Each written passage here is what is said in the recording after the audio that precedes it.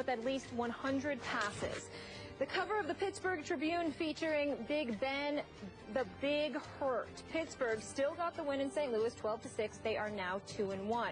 So here's the Steelers' schedule over the next 8 weeks. Yes, that's what I was looking for. Ravens, I have it right here for you. At Chargers, versus Cardinals, at Chiefs, versus the Bengals, Raiders, Browns, and then a bye. Can the Steelers make the playoffs with Ben out 4 to 6 weeks, Stephen A? And I'll give you this. They can. Thank you so much. Yep. They can, Skip Bayless, but they're in trouble. Here's why.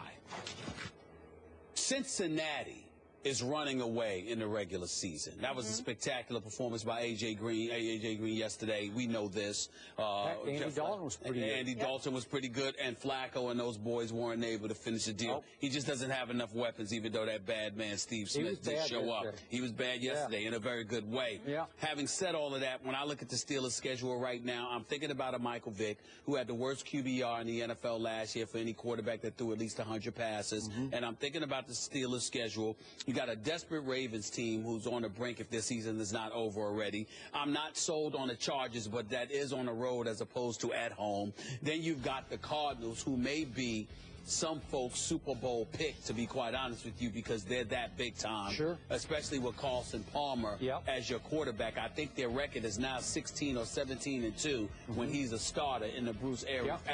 All right, so you've got that, and then you've got the Chiefs on the road. So over those next 4 games, I anticipate that the Steelers will lose at least 2 of those games. Since it's 2 of those games, and they're, 2-1 right now, they would be 4-3 heading into week 8. And that is where my concern lies, because I think by that time, it's entirely plausible that the Cincinnati Bengals can end up being, at the very least, 6-2 at that juncture. And I don't know if the wild card is going to be able to come out of the AFC North. I'm still not losing my hopes about the Steelers making the playoffs, but my prospects of them winning the division has drastically diminished simply because of Michael Vick. Even though Michael Vick, I still believe in him compared to at least 10 other quarterbacks, starting quarterbacks in the NFL. The fact of the matter is it's a huge, huge drop-off from Big Ben Roethlisberger to Michael Vick. Now, if you're the Steelers, you can get the running game going. Le'Veon Bell, D'Angelo Williams, the combo of the two. If you're an Antonio Brown, you can do some things in special teams, not just as a receiver. Also, there's a deep threat because we all know that Michael Vick has an arm. So he can make some things happen, plus he can make some things happen with his feet. That's why I'm not saying they're going to completely fall off the wagon, go 0-4, 1-3. But I just believe that you don't have Big Ben Roethlisberger there and then lose him, and suddenly you're not going to have a precipitous drop-off. That's where my mentality is right now, Skip.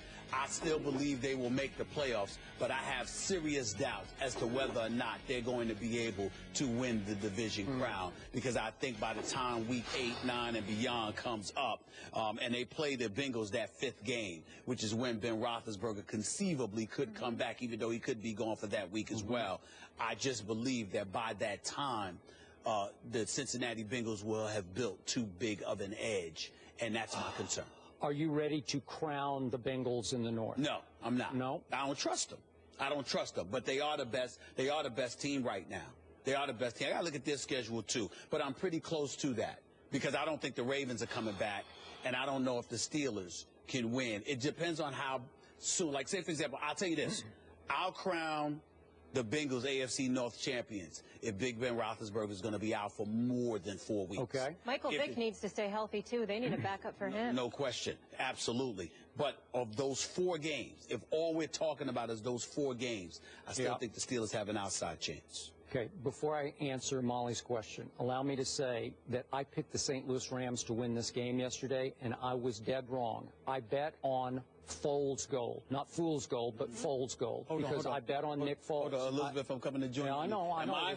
Is this Skip Bayless admitting? Is this Skip? Yes. Hold on, I remember him celebrating my elevated, knowledge about the game of football, and he said, "Now, if you could just get your picks right." Okay. And is this Skip admitting? I always admit. Wow. I always admit. I haven't had to admit any this year. I'm just touched. So far. Really? Yeah. Okay. Okay. Sure. So the point is that Foles Gold was a bad pick by me, even though his QBR wasn't terrible yesterday. But the point was they had 10 chances to win that game, and they couldn't convert a 3rd down.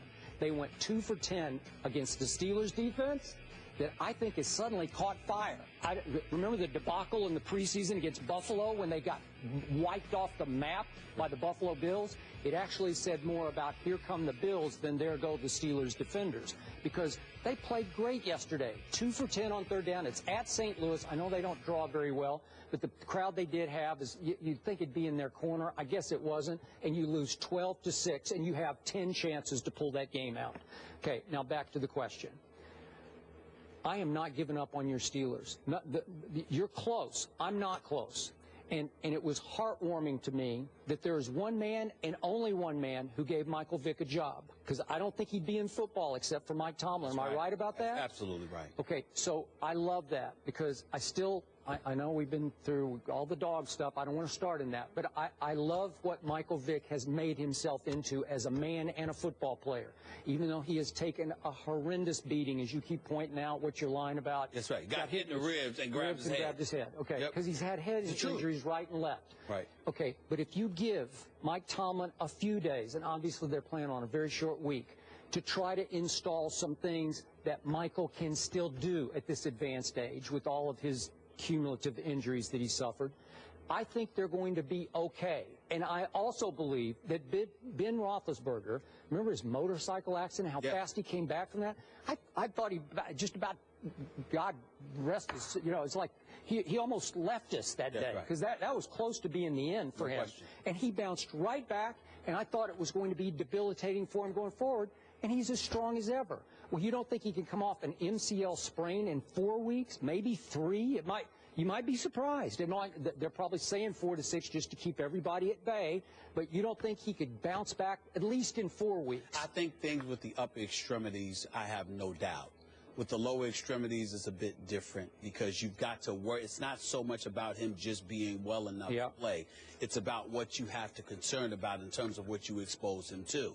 So if he's not 100%, why are you going to throw him out there in week 6, week 7? Now, if it was week 14, you're vying for a playoff spot and the season's on the line, you take your chances. But if you know you're going to need him for the stretch run, and at the worst case scenario is he'll be back for the entire second half of the season, are you going to want to risk that in order to rush him back early? That's where, to me, that's where Vick's performance over the next few games will define. All right, but when I look at their schedule, can Michael Vick beat the Baltimore Ravens on Thursday night at home? I give him a shot. I think so. I give him a shot. I believe the Steelers can win that game. Again, you got not one, but you have 2 really good running backs.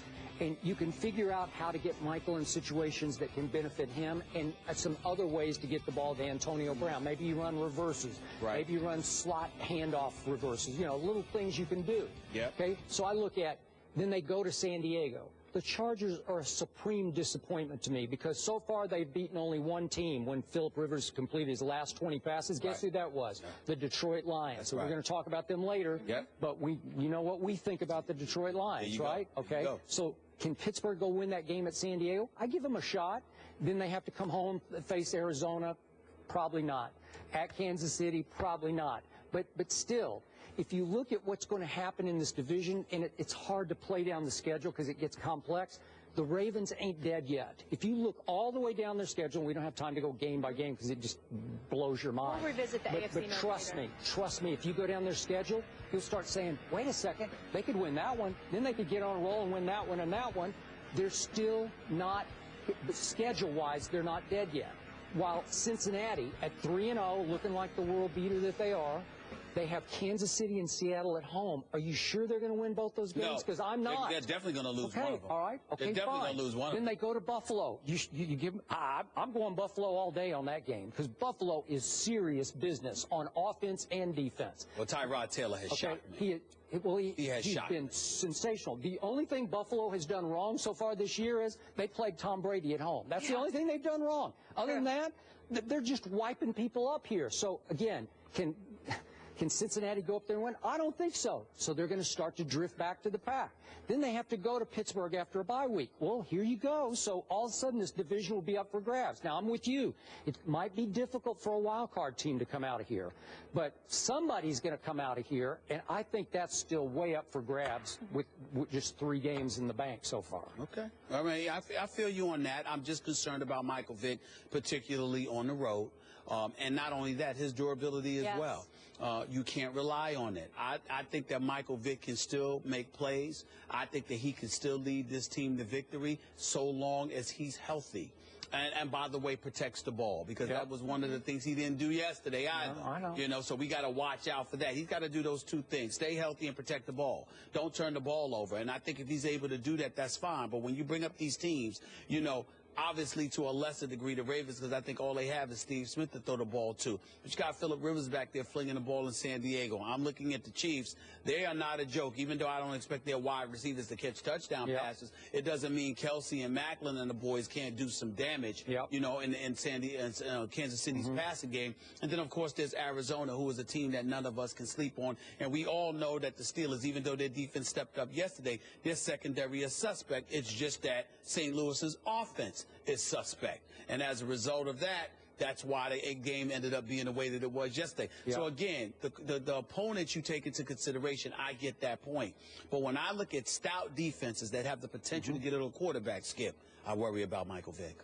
I worry about Michael Vick. Short term, I don't. Because I think Mike Tomlin will do everything in his power to prop him up and protect him and put him in a place that he can not only survive in, but maybe flourish a little bit. But you keep mentioning Tomlin, and you're not mentioning Todd Haley enough, who for the most part gets to run that offense. And I don't trust Haley. I think Haley's innovative. I think he can make things happen. I think he's a good offensive coordinator, but sometimes he does the inexplicable, and sometimes it's to the detriment of his team. We were both shocked when they signed Michael Vick to be elevated above a Landry Jones, who's a very poor man's Ben Roethlisberger, you know, the big kid, big strapping kid in the pocket. And we're saying, well, wait a second, how's Michael Vick going to run Ben's offense? Well, he can't. So now you're going to have to junk it. You're going to have to do night and day from Ben and hope you can survive, I think, for 4 weeks. Good luck with it. You know? We're going to dive more into the AFC North a little later in the show. Eric Allen will join us for that. We'll also revisit the NFC East as well. So the Steelers, unfortunately, losing Big Ben, but are they done? That's the question of the day. Let us know if you think they'll make the playoffs by going to Twitter and replying yes or no to the hashtag losing Big Ben.